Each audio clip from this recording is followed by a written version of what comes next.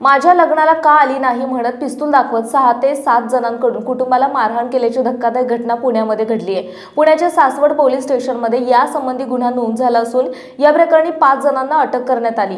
फिर्यादी केतकी झेंडे यांनी दिलेल्या तक्रारीनंतर ही कारवाई करण्यात आली। फिर्यादीने दिलेल्या तक्रारीनुसार 24 मे रोजी फिर्यादीच्या चुलत भावाचा साखरपुडा होता।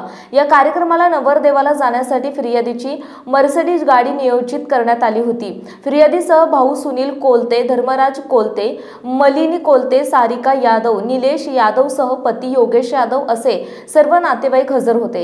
हा कार्यक्रम सुरू असतानाच या ठिकाणी चुलत भाऊ संकेत यादव, विनय यादव, दिलीप यादव, सुनीता यादव, शुभांगी दौंडकर, अक्षता यादव, भुजंग यादव, महेश यादव यांच्यासह इतर आरोपी पोहोचले।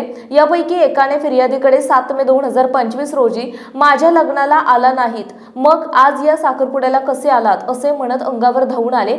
यापैकी अक्षता यादव, सुनीता यादव, शुभांगी दौंडकर यांनी दोन्ही भावांना बेदम मारहाण केली। तसेच दिलीप आणि विनय यादव यांनी कमरेला पिस्टलला काढून जीवे मारण्याची धमकी दिली। या झटापटीत एक सोन्याचा हार गहाळ झाल्याचेही फिर्यादीने म्हटले आहे।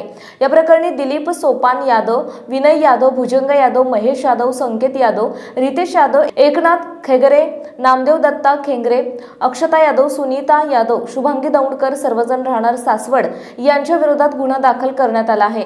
पोलिसांनी 5 जणांना अटक केल्याचंही सांगण्यात येत आहे।